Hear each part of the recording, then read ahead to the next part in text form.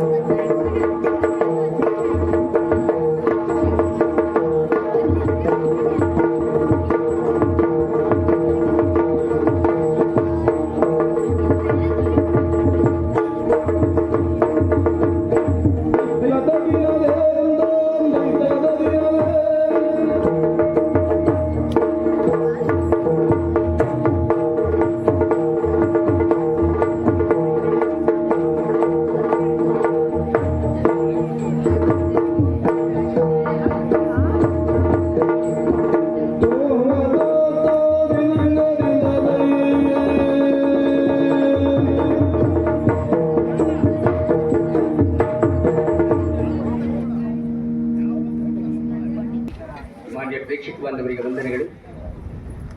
ಭಾಗವತ ರತ್ನ, ಅನರ್ಘ್ಯ ರತ್ನ ಸುಬ್ರಹ್ಮಣ್ಯ ದಾರೇಶ್ವರರನ್ನ ಇವತ್ತು ನಾವು ನೀವೆಲ್ಲ ಕಳೆದುಕೊಂಡಿದ್ದೇವೆ.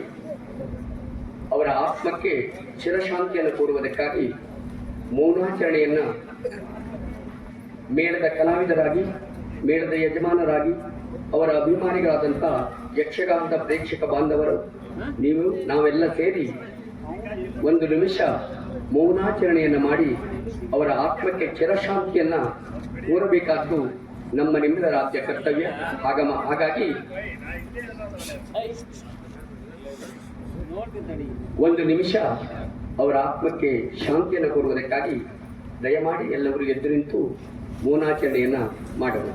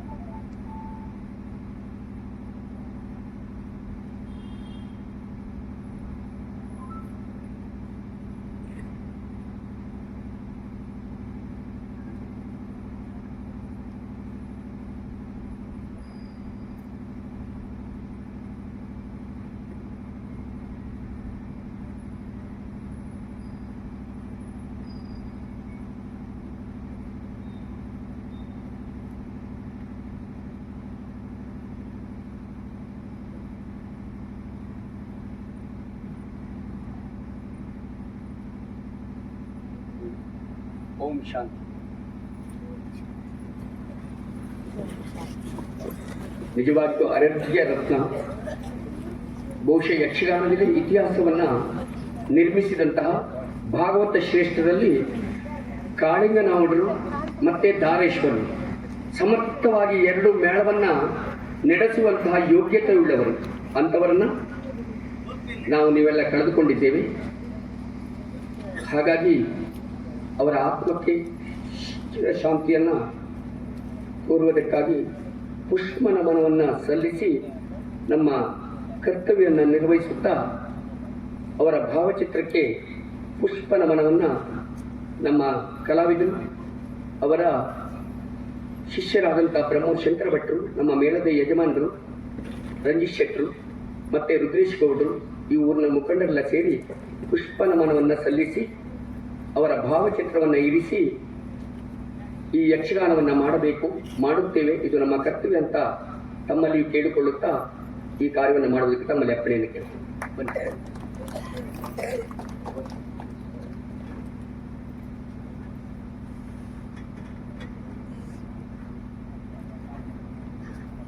ಪುಷ್ಪ ನಮನವನ್ನು ಅರ್ಪಿಸಬೇಕೆಂಬಂತಹ ಅಭಿಮಾನಿಗಳು ದಯಮಾಡಿ ಬರಬಹುದು.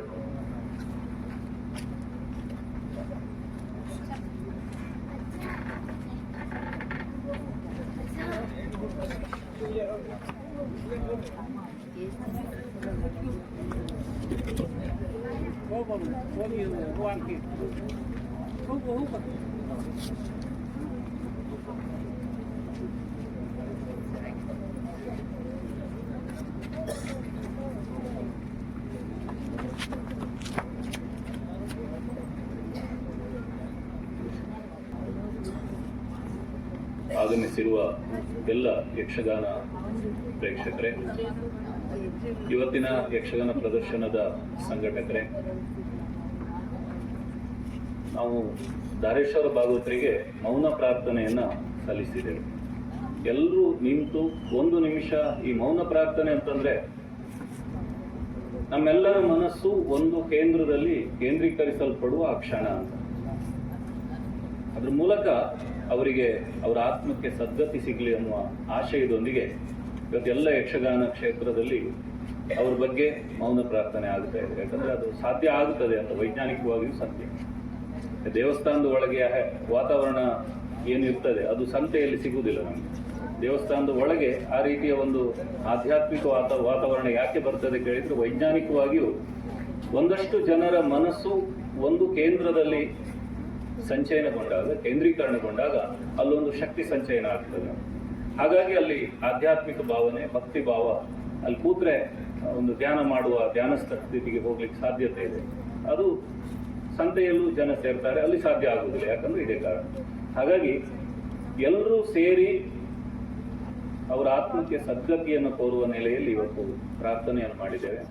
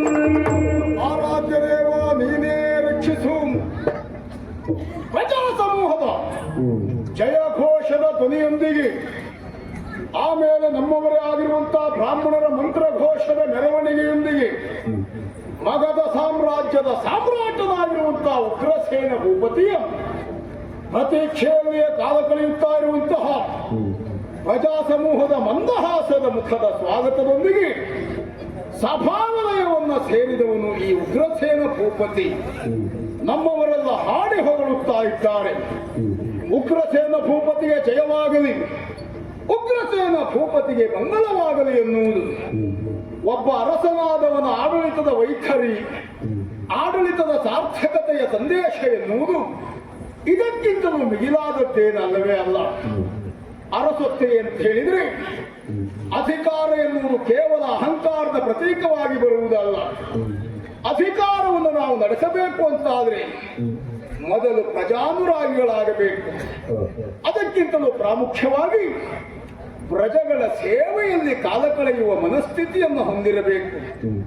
ಬುದ್ಧಿ, ಶಕ್ತಿ, ಪರಾಕ್ರಮ, ಧೈರ್ಯ ಅರಸನಿಗೆ ಬೇಕಾದಂತಹ ಲಕ್ಷಣಗಳು. ಆ ವಿಭಾಗದಲ್ಲಿ ಭಗವಂತ ಎಲ್ಲವನ್ನು ದಯಪಾಲಿಸಿದ್ದಾನೆ. ಮಾತ್ರ ಅಲ್ಲ, ಸುಸಂಬದ್ಧವಾದಂತಹ ಈ ನಮ್ಮ ನಾಡಿನ ಅಧಿಕಾರ ನನ್ನ ಪಾಲಿಗೆ ನೀಡುವುದರ ಜೊತೆಗೆ ಸುಸಂಸ್ಕೃತತೆ ತುಂಬಿರುವಂತಹ ಪ್ರಜಾ ಸಮೂಹವನ್ನು ಆಡಳಿತವನ್ನು ನಡೆಸುವ ಸೌಭಾಗ್ಯವನ್ನ ಆ ದೇವರು ನನ್ನ ಪಾಲಿಗೆ ಕರುಣಿಸಿದ್ದು. ಹಾಗಾಗಿ ಇಲ್ಲಿಯವರೆಗಿನ ನನ್ನ ಆಡಳಿತದಲ್ಲಿ ಯಾವುದೇ ವೈಪರೀತ್ಯಗಳು, ದೋಷಗಳು ತಲೆದೋರುವುದಕ್ಕೆ ಸಾಧ್ಯ ಆಗಲಿಲ್ಲ.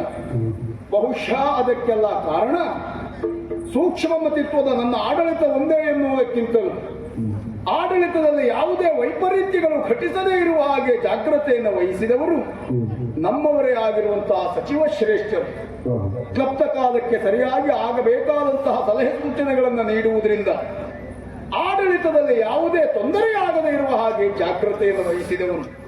ಹಾಗಾಗಿ ಆ ಮಂತ್ರಿಗಳ ಸಲಹೆಯಂತೆ, ನಮ್ಮ ಪ್ರಜಾ ಸಮೂಹದ ಅಂಬೋಣದಂತೆ ಆಡಳಿತವನ್ನು ನಡೆಸುತ್ತಾ ಬಂದವನು ನಾನು. ಪ್ರಜಾ ಸಮೂಹವನ್ನು ಕಂಡಾಗ ಆಡಳಿತದಲ್ಲಿ ಸಾರ್ಥಕತೆ ಉಂಟಾಗಿದೆ ಎನ್ನುವುದಕ್ಕೆ ಅನುಮಾನವೇ ಇಲ್ಲ. ಒಂದು ನಾಡಿನ ಉಪವನವನ್ನು ಕಂಡಾಗ ಆ ನಾಡಿನ ವ್ಯವಸ್ಥೆ ಹೇಗೆ ಎನ್ನುವುದನ್ನು ತಿಳಿದುಕೊಳ್ಳುವುದಕ್ಕೆ ಸಾಧ್ಯ. ಸಭೆಯಲ್ಲಿ ಸೇರಿರುವಂತಹ ಪ್ರಜೆಗಳ ಮುಖವನ್ನು ಕಂಡಾಗ ಆ ನಾಡಿನ ಆಡಳಿತ ಹೇಗಿದೆ ಎನ್ನುವುದನ್ನು ಊಹಿಸುವುದಕ್ಕೆ ಸಾಧ್ಯ. ನಗು ನಗುತ್ತಾ ಸ್ವಾಗತಿಸುವುದಕ್ಕೆ ಮುಂದಾಗಿರುವಂತಹ ಈ ಪ್ರಜೆಗಳು ಸುಖವಾಗಿ, ಸಂತೋಷವಾಗಿ ಕಾಲ ಕಳೆಯುತ್ತಾ ಇದ್ದಾರೆ ಎನ್ನುವುದಕ್ಕೆ ಅನುಮಾನವೇ ಇಲ್ಲ. ರಾಜಕೀಯವಾದಂತಹ ವಿಷಯದಲ್ಲಿ ಯಾವುದೇ ತೊಂದರೆ ಎನ್ನುವುದನ್ನು ಅನುಭವಿಸಿದವ ನಾನಲ್ಲವೇ ಅಲ್ಲ. ಇದೆಲ್ಲವೂ ಆ ಭಗವಂತ ನೀಡಿರುವಂತಹ ಕೊಡುಗೆಯ ಆಶೀರ್ವಾದದ ಫಲ ಎನ್ನುವುದಾಗಿ ಭಾವಿಸಿದ್ದೇನೆ. ಇದೆಲ್ಲವೂ ಸಾಧ್ಯವಾದದ್ದು ನಮ್ಮಿಂದಲೇ ಎನ್ನುವ ಅಹಂಕಾರಕ್ಕಿಂತಲೂ ಎಲ್ಲವೂ ಭಗವಂತನ ಕೃಪೆಯಿಂದ ಎನ್ನುವುದಾಗಿ ತಲೆಬಾಗುವುದೇ ಲೇಸು. ಹೀಗೆ ರಾಜಕೀಯವಾಗಿ ಸಮೃದ್ಧಿಯಾದಂತಹ ಬದುಕನ್ನ ಕಂಡವನು, ಉಂಡವನು ಈ ಉಗ್ರಸೇನ ಕಳೆದ 2 ದಿವಸಗಳ ಹಿಂದಷ್ಟೇ ಮಾಡಿರುವಂತಹ ಇನ್ನೊಂದು ಮಹತ್ ಕಾರ್ಯದ ಕುರಿತಾಗಿ ಹೇಳಿಕೊಳ್ಳುವಾಗ ಹೆಮ್ಮೆ ಅಂತ What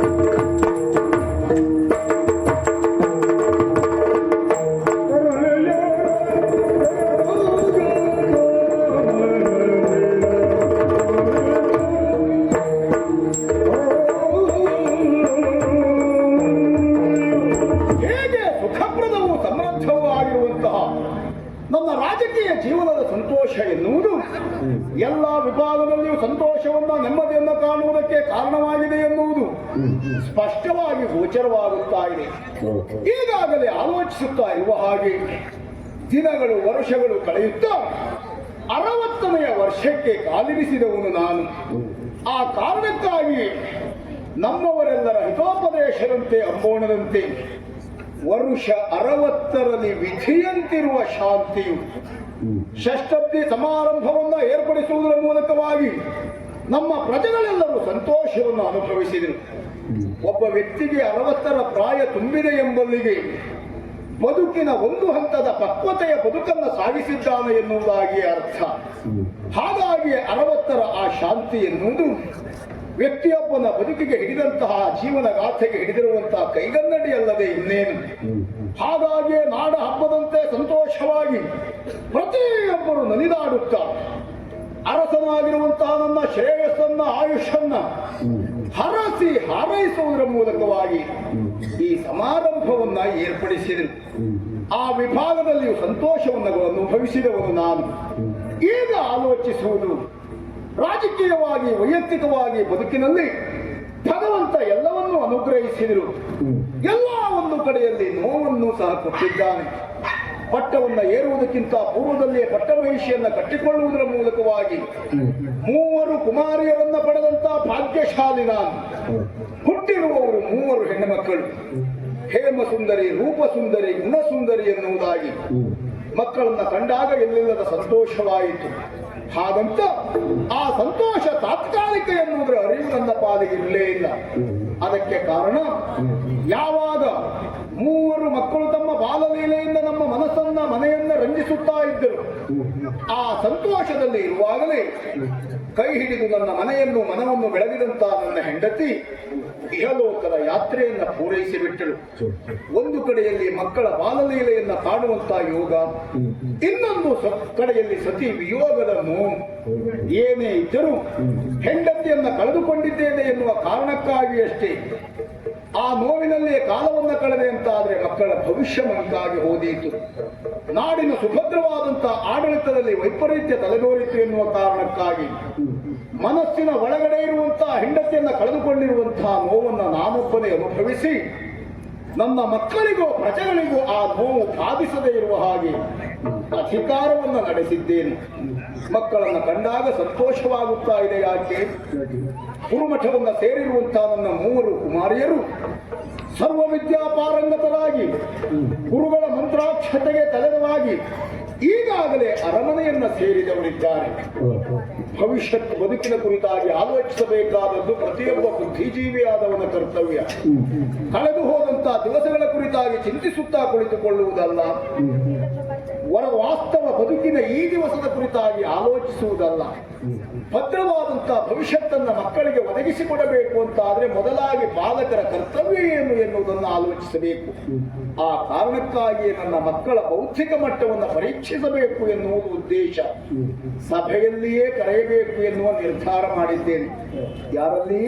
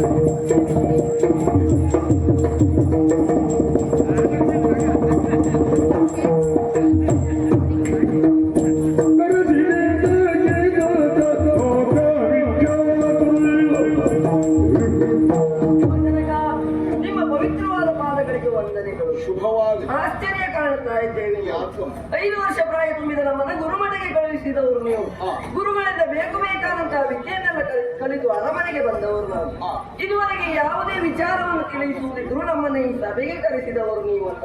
ಇವತ್ತು ಆಶ್ಚರ್ಯ ಆಗುವುದು ನನಗದೇ.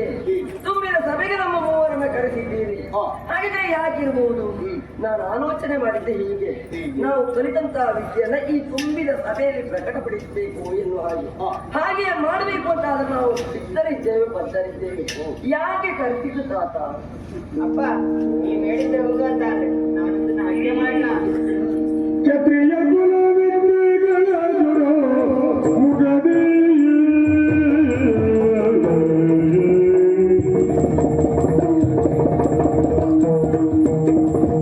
ಕ್ಷತ್ರಿಯ ಕುಲ ವಿದ್ಯೆಗಳ ಗುರು ಮುಗದೇ ಶಾಸ್ತ್ರಾದಿ ಶ್ರೀ ಶಾಸ್ತ್ರಾದಿ ಶ್ರೀ ಧರ್ಮದಿಂದ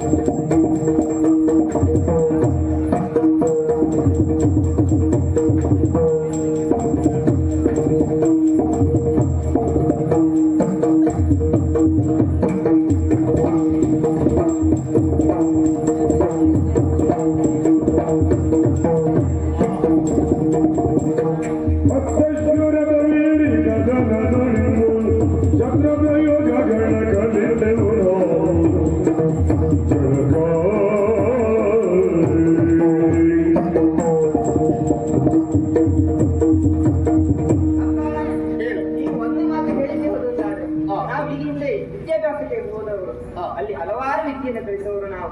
ಶಸ್ತ್ರ ವಿದ್ಯೆ, ರಥವನ್ನು ಏರಿ ಯುದ್ಧ ಮಾಡುವುದನ್ನೆಲ್ಲ ಕಲಿತಿದ್ದೇವೆ. ನೀವು ಒಂದು ಅಪ್ಪಣೆಯನ್ನು ಕೊಟ್ಟದ್ದೆ ಹೌದು ಅಂತಾದ್ರೆ ಏನು ಪ್ರದರ್ಶನ ಮಾಡ್ಬೇಕು ಹೇಳಿ, ಪ್ರದರ್ಶನ ಮಾಡ್ತೇವೆ.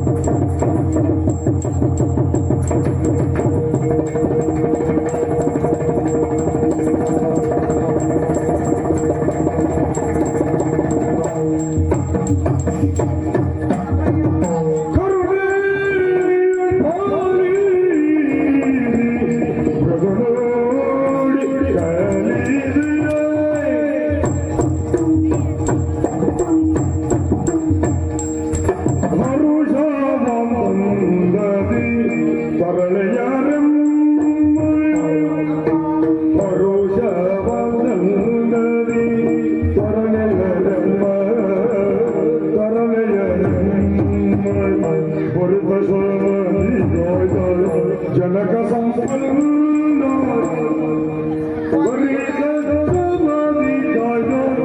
ಜನಕ ಸಂಪನ್ನ ನೀವು ಜನಕ ಸಂಪನ್ನ ಪ್ರಜಾವಂದಿ ಭರಣಿಯರನ್ನ ಪರಿತ ಶಮನಿಕದ ಜನಕ ಸಂಪನ್ನ ಪರಿತ ಶಮನಿ ಜನಕ ಸಂಪನ್ನ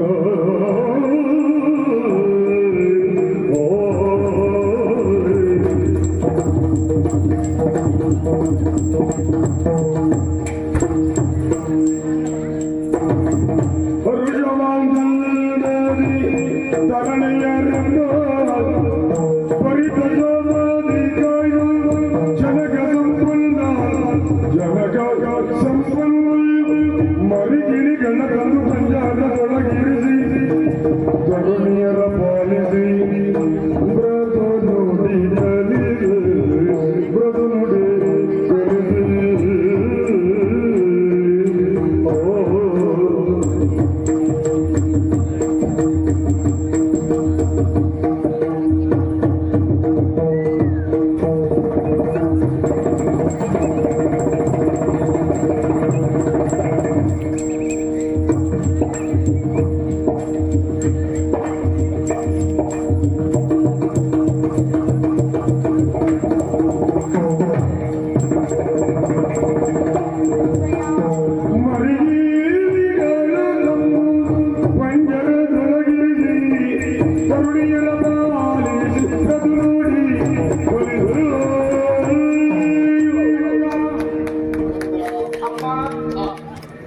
ತುಂಬಿದ ಸಭೆ ತಂದೆ ನಾವ್ಯಾವತ್ತು ಸಭೆಗೆ ಬಂದವರೇ ಅಲ್ಲ. ಆದ್ರೆ ಇವತ್ತು ಸಭೆಗಾಗಿ ತಾವು ಕರೆಸಿಕೊಂಡಿದ್ದಾಳೆ. ಒಮ್ಮೆ ಭಯ ಎಲ್ಲ ತಿಳಿದವರಲ್ವೇ? ನಮ್ಮ ಸಭೆಯೇ ಹಾಗೆ. ಹೌದು. ಜೊತೆಗೆ ನೀವು ಪ್ರಭುವಾಗಿ ನಮ್ಮನ್ನ ಕರೆಸಿದ್ದಲ್ವೇ? ತಂದೆಯಾಗಿದ್ದರೆ ಸೆರಗೆ ಎತ್ತಿತ್ತು. ಸೆರಗೆಯನ್ನ ಮಾತಾಡುವುದಿರುವ ಆಸ್ಥಾನ ಅಪ್ಪ. ಜನಕ ತಪ್ಪಿದ್ರೆ ಕ್ಷಮಿಸಿ ಬಿಡಿ ಅಪ್ಪ. ಹೇಳು. ಎಲ್ಲೋ ಅಡವಿಯಲ್ಲಿ ಗಿಳಿ ಒಂದು ಸ್ವಚ್ಛಂದವಾಗಿ ಹಾರಾಡುತ್ತಾ ಇರುತ್ತದೆ. ಹಾಗೆ ಅಂತ ಮರಿಗಿಳಿಯನ್ನ ಅದು ಎರಡನ್ನ ತಂದು ಒಬ್ಬ ಸನ್ಯಾಸಿಯು ಸಾಕುತ್ತಾನೆ, ಇನ್ನೊಬ್ಬ ಕಟುಕನೂ ಸಾಕುತ್ತಾನೆ ಅಪ್ಪ. ಹಾಗಾದ್ರೆ ದಿನ ಕಳೆದಾಗೆ ಗಿಳಿಗಳು ಬೆಳೆಯುತ್ತವೆ. ಕಟುಕನ ಮನೆಗೆ ಆಗಂತಕರು ಬಂದಾಗ ಆ ಗಿಳಿ ಆಡುವ ಮಾತು ಕೊಚ್ಚಿರಿ, ಕೊಲ್ಲಿರಿ, ಕಡಿಯಿರಿ ಅಂತ. ಕಾರಣ ಪರಿಸರ ಮತ್ತು ಸಂಸ್ಕಾರಪ್ಪ. ಅದೇ ಸನ್ಯಾಸಿ ಮನೆಗೆ ಯಾವುದೋ ಅತಿಥಿ ಆಗಮಿಸಿದಾಗ ಅವನನ್ನ ಕಣ್ಣಂತ ಗಿಳಿ ಬನ್ನಿ ಕುಳಿತುಕೊಳ್ಳಿ, ಕುಡಿಯುವುದಕ್ಕೆ ಬೇಕಾ ಅಂತ ಕೇಳ್ತಾರೆ. ಕಾರಣ ಸಂಸ್ಕಾರ ಮತ್ತು ಪರಿಸರ ಅಪ್ಪ. ಯಾವುದೇ ಪ್ರಾಣಿಗಾಗಿರಲಿ ಅಥವಾ ಯಾವುದೇ ಜೀವಿಗಾಗಿರಲಿ ಪರಿಸರ ಪ್ರಭಾವ ತುಂಬ ಇರ್ತದೆ ಅಲ್ಲವಪ್ಪಯ್ಯ. ಆ ದಿಶೆಯಲ್ಲಿ ಯೋಚನೆ ಮಾಡಿದಾಗ ನಮಗೆಲ್ಲ ಸಂತೋಷ. ಕಾರಣ ಏನು? ಬಾಲ್ಯದಲ್ಲಿ ತಾಯಿಯನ್ನ ಕಳ್ಕೊಂಡಂತವ್ರು ನಾವು. ಆದ್ರೆ ಆ ಅನಾಥ ಪ್ರಜ್ಞೆ ಬಾರದ ರೀತಿಯಲ್ಲಿ ನಮ್ಮ ಮೂವರನ್ನ ಅಕ್ಕ ಅಕ್ಕ ನೀನು ಹಿರಿಯ ಸಣ್ಣ ತಂಗಿ, ನಿಜವಾಗಿ ನೋಡಿದ್ರೆ ಇವಳೇ ದೊಡ್ಡ ಅಕ್ಕ. ಬೆಳವಣಿಗೆ ನೋಡಿ ಎಲ್ಲರೂ ಹೇಳ್ತಾರಪ್ಪ, ನೀವು ಹೇಳ್ತೀರಿ ಅಲ್ವಾ? ಇದು ವಿನೋದಕ್ಕಾಗಿ ಹೇಳಿದ್ದು. ವಿನೋದ ನೋಡುವ ದೃಷ್ಟಿಗೆ ದೇಹದ ಆಕೃತಿ ನೋಡಿದ್ರೆ ನೀನೇ ದೊಡ್ಡವಳಾಗಿ ಕಾಣಿಸುವುದು. ಹೌದು, ಅವಳು ಸಣ್ಣವಳ ಕಾಣ್ತಾಳೆ. ಅದೆಲ್ಲ ಈಗ ಕೆಲವರೆಲ್ಲ ತಿಂದದ್ದು ಪೂರ್ಣ ಮೈಗೆ ಹಿಡಿಯುವುದಿಲ್ಲ ಮೊದಲೇ. ಕೆಲವರು ತಿಂದದ್ದು ಸ್ವಲ್ಪವೇ ತಿಂದ್ರು ಮೈ ಹಿಡಿಯುತ್ತದೆ. ಅಪ್ಪ, ನಿನಗಾದದ್ದು ಅಷ್ಟೇ. ಅಪ್ಪಯ್ಯ, ತುಂಬಿದ ಸಭೆ ನೀವು ಹಾಗೆ ಹೇಳಿದ್ದೀರಿ. ಇವನು ಗುರುಮಠದಲ್ಲಿ ಇಂಥದ್ದೇ ಮಾತಾಡುದು. ಸ್ವಲ್ಪ ಗಂಜಿ ವಿನೋದಕ್ಕೆ ಬೇಕಾದ ಅಕ್ಕ ಅಂತ ಕರಿಬಿಡು, ಕರೆದುಬಿಡು. ಎಷ್ಟೊಂದರಿ ಕರೆದಿದ್ದೆ ನಾನು. ಇವಳಂತೂ ಹಾಗಾಯ್ತಲ್ಲ. ಇವಳ ದೊಡ್ಡವಳಿಗೆ ಅಂತ ನಾನು ತೋರಿಸುದು, ಇವಳು ತೋರಿಸುದಿಲ್ಲ. ಅಪ್ಪ, ನೀವು ಹಾಗೆ ನನ್ನ ಮತ್ತೂ ನಾಚಿಕೆ ಆಗ್ತದೆ ಅಪ್ಪಯ್ಯ. ಅದಕ್ಕಾಗಿ ಹೇಳಿದ್ದು ಮಗಳೇ. ಕಾರಣ ಉಂಟಪ್ಪಯ್ಯ ನಾನು ಹೇಗೆ ಬರ್ದಿದ್ದಕ್ಕೆ. ನೀರು ಶೇಖರವಾಗುವುದು ಎಲ್ಲಿ? ಕಗ್ಗಾದ ಪ್ರದೇಶದಲ್ಲಿ ಅಥವಾ ಒಡ್ಡನ್ನು ಕಟ್ಟಿದಲ್ಲಿ ನೀರು ನಿಲ್ತದೆ. ಹಾಗೆ ನಿಮ್ಮ ಪ್ರೀತಿಯ ಹೊರತೆ ಹರಿದು ಹರಿದು ಹರಿದು ಬಂದು ನಿಂತಿದ್ದಿಲ್ಲ ಅಲ್ವಾ? ಕೊನೆಯ ಮಗಳು. ಹೌದು. ಹಾಗಾಗಿ ಮುದ್ದಿನಿಂದ ಸಾಕಿದ ಕಾರಣಕ್ಕಾಗಿ ನಾನೇ ದೊಡ್ಡವಳು ಕಣಕ್ಕಾಗ್ತೇನೆ. ತೊಂದ್ರೆ ನಮಗೂ ಸಂತೋಷ ಉಂಟು. ನನಗೂ ಅಪ್ಪ ಒಮ್ಮೊಮ್ಮೆ ಹಾಗೆ ಹೇಳ್ಕೊಳ್ಬೇಕು ಅಂತ ಆಸೆ. ನಾನೇ ದೊಡ್ಡವಳು ಅಂತ. ಆದ್ರೆ ಅವರು ಹೊಣೆಗಾರಿಕೆ ಹೆಚ್ಚಾಗ್ಬಿಟ್ಟು ಭಯ ಅಷ್ಟೇ, ಮತ್ತೆಂತದಲ್ಲ. ತೊಂದರೆ ಇಲ್ಲ ಮಗಳು. ನಿಭಾಯಿಸುವ ಯೋಗ್ಯತೆ ಇದ್ರೆ ಅಪ್ಪ, ಆದ್ರೆ ಭರಿತ ಶ್ರಮದಿಂದ ನಮ್ಮನ್ನ ಕಾಪಾಡಿದಷ್ಟೇ ಅಲ್ಲ, ಹೆಣ್ಣೊಬ್ಬಳಿಗೆ ಕಾಲಕಾಲಕ್ಕೆ ಯಾವ ಸಂಸ್ಕಾರಗಳು ಬೇಕು, ಯಾವೆಲ್ಲ ವಿದ್ಯಾಭ್ಯಾಸಗಳು ಆಗಬೇಕು, ಎಲ್ಲವನ್ನ ಚೆನ್ನಾಗಿ ತಾವು ಧಾರೆ ಎರೆದಿದ್ದು. ಜೊತೆಯಲ್ಲಿ ನಮ್ಮ ಏಳಿಗೆಗೆ ಕಾರಣ ಅಂತ ನೀವು ಭರಿತ ಸಂಪನ್ನರು. ಅನುಮಾನೇ ಇಲ್ಲಪ್ಪ, ನಮಗೆ ಎದೆ ತುಂಬುತ್ತದೆ ಹೇಳಿಕೊಳ್ಳುವಾಗ. ಉಗ್ರಸೇನ ಮಕ್ಕಳು ನಾವು ಅಂತ ಹೇಳುವಾಗಪ್ಪ. ಜನಕ 60 ನಿಮಗೆ. ಇನ್ನು ನಿಮ್ಮ ಸೇವೆ ನಾನ್ ಮಾಡ್ಬೇಕಪ್ಪಯ್ಯ. ಹೌದು, ಯಾಕೆ ನೆನಪು ಮಾಡಿದ್ದೆ ನಿಮಗೆ. 60 ಆಗಿದೆ, ಮರ್ತು ಹೋಗ್ಬಾರ್ದು. ಹೌದು, ಯಾಕೆ ನಿಮ್ಮ ಉತ್ಸಾಹ ಮತ್ತು ಚಟುವಟಿಕೆ ಹಾಗುಂಟು.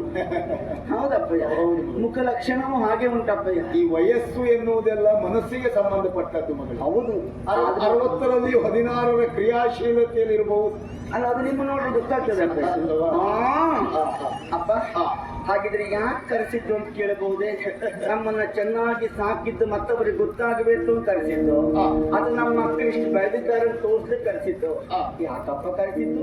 ಹಣವಾದ ಉದ್ದೇಶ ಏನು?